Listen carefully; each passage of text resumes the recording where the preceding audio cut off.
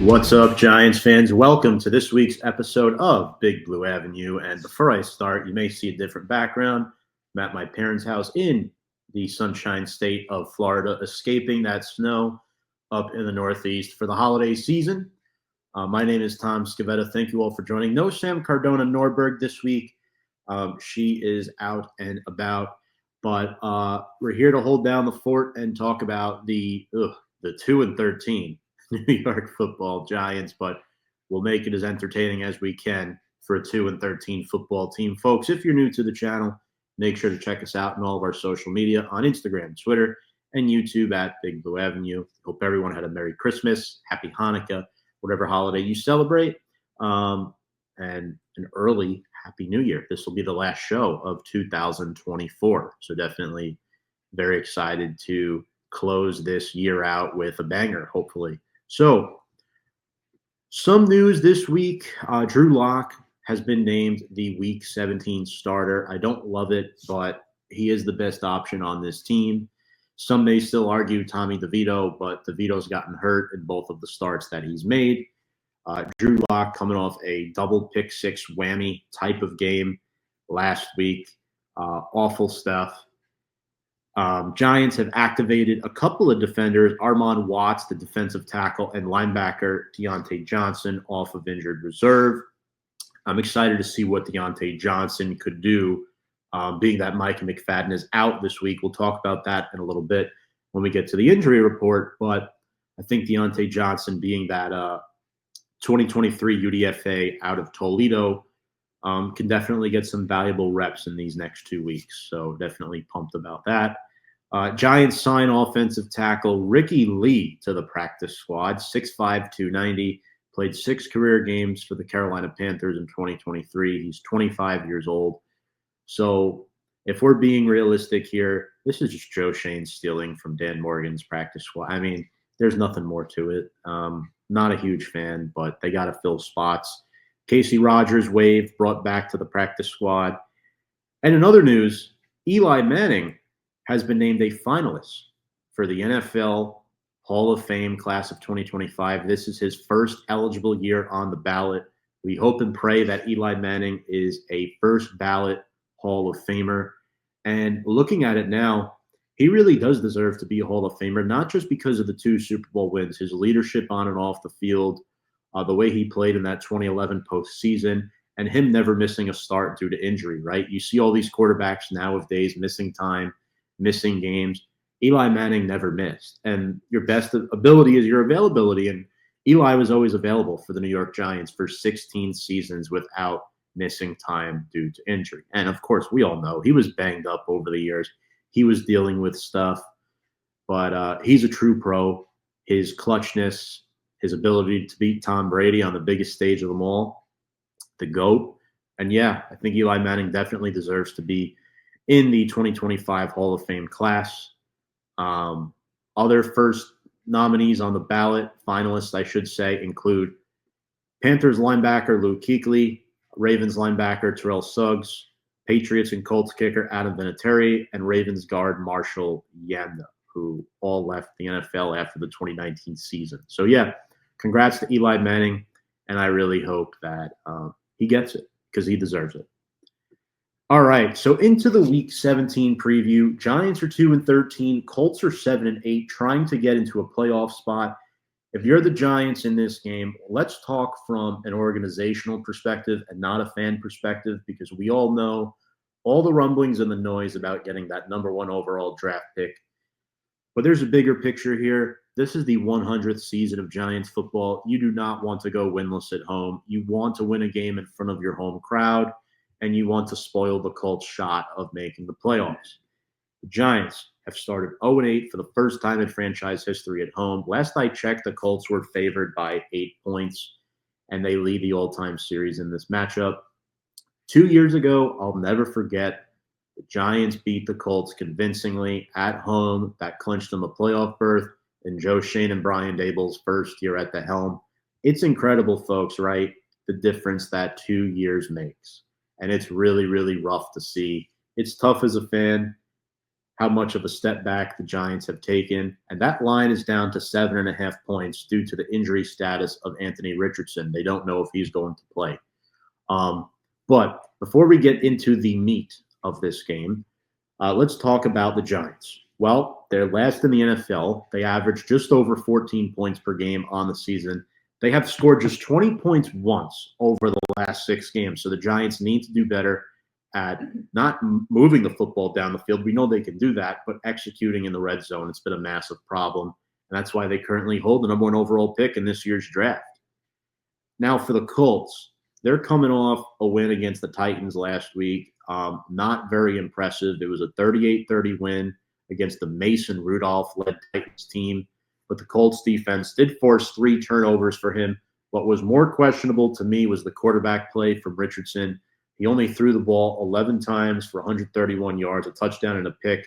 However, he did have 9 rushes for 70 yards and a score on the ground. We know he is a dual threat type of quarterback. He has an awesome arm. His accuracy is below average, but he has the ability to make big plays. Now, the identity of that Colts offense is Jonathan Taylor. Last week, he rushed for 218 yards and 3 touchdowns. This is a massive, massive problem for the Giants. The Colts as a team ran for 335 and 4 scores, not good. Kenny Moore also came up key with 2 interceptions. And I'll be honest, I don't know how I feel about going into this game. And it's just, I'm not even looking forward to watching it. This is the first time in a while. The Giants have had bad seasons, right? But they've been watchable. This year, they're just not watchable. And that's why a lot of Giants fans had a blue Christmas because, no pun intended, there's no excitement for Giants football anymore. It's difficult to sit here as a content creator and tell you that things are going to get better when the Giants repeat the same process year after year. I hope Giants fans continue to pressure John Mara and the front office into making significant changes this offseason. We're not even competitive in these games. It's insulting to tell the fans during the bye week press conference that you're not far off. Then a whole Daniel Jones situation happens. Then you got Malik Neighbors saying stuff. You got Dexter Lawrence saying stuff. You got banners flying over MetLife pleading Mr. Mara to fix this mess once and for all. You got some beat reporters claiming that they're doing a disservice to the process if they let Brian Daboll and Joe Schoen go after 3 seasons.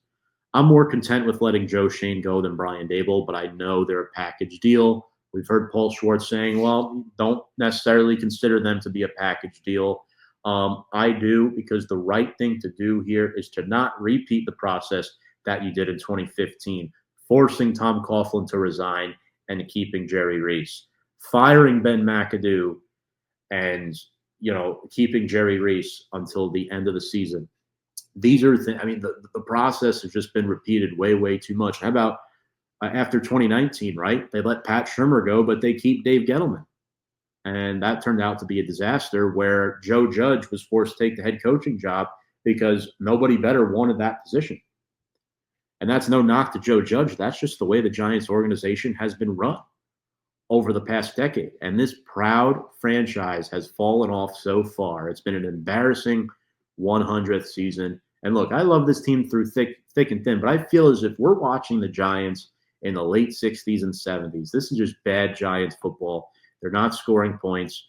It's not just that their record's bad. They're not even close in these games, and it's a massive problem. So how am I going to sit here and tell you, well, folks, how do the Giants win this game? Well, Colts quarterback Anthony Richardson is questionable going into this week. We're not sure what his status is. He has not practiced. He's dealing with a back and a foot injury specifically. So as we get into keys of the game, what I think the Giants need to do is they need to pressure Richardson. If he does play, he's dealing with a couple injuries. His completion percentage under 48% on the year. That's worst among all NFL starters. The only one under 50%. That's insane. He's thrown for under 200 yards in each of his last 4 starts, and he's thrown 5 picks over his last 3 games. And it's a shame because Richardson looked really good before his injury in his rookie season. I think that derailed him. And I think, Shane Steichen is a good coach, but he does not have the personnel to be a playoff team. And the fact that they're even in the playoff conversation still entering week 17 it speaks volumes to Shane Steichen. I think he runs that team wonderfully. And they have an identity to their offense, right? For the Giants, they have to contain Jonathan Taylor. This is a defense that allows almost 5 yards per carry. They hired a defensive coordinator who's supposed to be a run-stuffing specialist. He's been everything but that. I'd be okay if Shane Bowen gets let go after one season, to be honest with you. Taylor coming off that historic 218-yard, 3 TD performance. He has back-to-back 100-yard rushing games, 5 games of 100-plus rush yards this season. I would not be shocked if he makes it 6, especially with the Giants not having Dexter Lawrence on the interior. They're going to be led by Raheem Nunez-Roches, Jordan Riley, and Elijah Chapman. For the Giants, what do they need to do on offense? Well, they need to establish the run, and it's not going to be easy. Center John Michael Schmitz has been declared out. They'll have 3 backup starting offensive linemen. It'll likely be Illuminor at left tackle. Stinney is back. He'll play at left guard. Greg Van Roten will move from right guard to center. UDFA Jay Kubis will likely get his second NFL start, this time at right guard, and then Evan Neal at right tackle. When I look at that, you're going up against the Colts teeth that has Grover Stewart and DeForest Buckner in the trenches, along with Zaire Franklin, a linebacker who, let's be real, he's a former teammate of Bobby Okereke. He's a tackling machine. He knows what this Giants offense wants to run. Giants are just 31st in yards per play this season. If they have any chance in this game, they have to get the run game going with Tyrone Tracy and Devin Singletary. Otherwise, Drew Lock has no chance. You're going to see the Giants become one-dimensional, get into 3rd and long. Lock is going to throw a pick or 2, get sacked. It's going to be a disaster. It's going to be a disaster. Players to watch. Now, when I look at this Colts team, obviously the quarterback, Richardson, has 7 fumbles this season, but he's only lost 1. The 12 picks are concerning just to the 8 touchdowns. So, yeah, I think you want to get to him early, as I mentioned. I'm keeping an eye on Jonathan Taylor for obvious reasons. But in the passing game, Josh Downs is a guy that's really, really good. He has 332 yards after the catch this season, 59 total receptions for 687 yards and 5 scores. Pairing him up with Alec Pierce is definitely concerning. Alec Pierce is a deep threat. The Giants have been prone to giving up the big play this season. Defensively, I talked about Zaire Franklin. He's been awesome. But in the secondary, I'm looking at Nick Cross. Cross is back healthier than he was last week. He has 130 tackles, 5 tackles for loss, and 3 picks on the season. He's a player that I'm really keeping an eye on for Indianapolis. Off the edge, for me, it's Kwity Paye. He leads the team with 7 sacks. And the rookie, Laitu Latu, he has 4 sacks and 3 forced fumbles. So Evan Neal and Jermaine Illuminor will be tested. I think they'll be able to hold their own. The concern is the pressure up the middle for me. If I'm the Colts defense, I'm running stunt blitzes, trying to attack the Giants interior. That's their weakness right now. Evan Neal has surprisingly been pretty good in the second half of the season. He's been competent, I should say, not pretty good. For the Giants, players to watch, Tyrone Tracy is one. He's got 721 yards on the ground this year with 5 scores. He also had his first receiving touchdown last week, and 3 100-yard rushing games for a 5th-round pick is nothing to sneeze about. Man, he's been really, really good. Malik Neighbors offensively is another guy that I am looking at. He is just 31 yards away from eclipsing 1,000 receiving yards. He'd be the first Giant to do that since Odell Beckham Jr. He's also chasing some more rookie records in terms of receptions, yards, etc. Just 4 scores on the year, but he did have his first touchdown a week or 2 ago for the first time since week 3. So shout out to Lee. Also, he has at least 50 or more receiving yards in 8 straight games. So the Colts corners and Jalen Jones, they're going to be challenged this week. And Jalen Jones is pretty good. He's had 12 passes defended and 2 picks this year. So if you're Malik Neighbors, you definitely want to win that matchup. And hopefully Locke's ball placement is okay. I talked about the interior offensive line. I'm looking at Greg Van Roten. I mean, last week he was awful. He's got to play a lot better. And he's going to be playing center this week since John Michael Schmitz is out with an injury. Off the edge for the Giants, the Colts must keep an eye on Brian Burns and Kayvon Thibodeau. Those two guys can rush the passer. Burns has 8 sacks on the season. Thibodeau has just 3, but he's missed a lot of time due to injury this season. Tackles Bernard Ryman and Matt Goncalves will definitely be tested. Also, little fun fact for the Giants, Mark Lewinsky is back with the Colts. He'll be starting at right guard this Sunday. He spent 2 years with the Giants, so he knows a thing or two about the Giants' pass rush. So let's get into the injury report. For the Colts, Mo Alley Cox is questionable with a toe. Quentin Nelson questionable with an ankle. He should play at left guard for them. Julius Brent's questionable with a knee. EJ Speed questionable with a knee. He's a good complementary linebacker to Zaire Franklin. They really need him. And then the big one, of course, is Anthony Richardson being questionable with a back and a toe injury. If not, it will be Joe Flacco starting at QB for the Colts. And I'll be honest with you, folks, the Colts have looked better with Flacco under center this season than Anthony Richardson. I don't know why they haven't just sat Richardson for the rest of the season. We saw the run that Joe Flacco had with the Cleveland Browns late last year when their quarterbacks went down. Flacco brought them to the playoffs. So I don't really get why they're still starting Anthony Richardson at this point. For the Giants, 2 key starters have been ruled out. I mentioned center John Michael Schmitz and linebacker Micah McFadden, including, of course, Bobby Okereke, who's on IR. This is a huge loss for the Giants. Expect to see a lot of Ty Summers and Darius Muasau, the 6th-round rookies, starting at linebacker for Big Blue.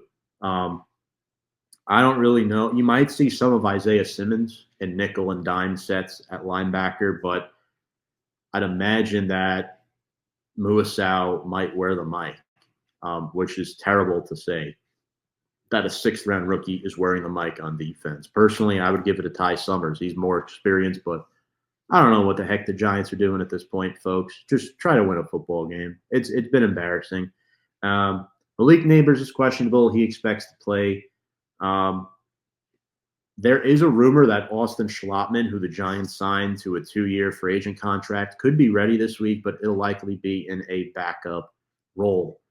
Also, corner Greg Stroman is out. So I think the starting corners for the Giants are going to be their typical 3 with Deontay Banks, Cordell Flott, and Drew Phillips. But after that, the depth is very, very concerning. You're looking at D. Williams, among others, who the Giants only brought in midway through the season. As far as game predictions go, I'm going to give the Giants the benefit of the doubt. I think they do score a touchdown this week. I have the Colts winning this game 21-10 and staying alive in the playoff hunt.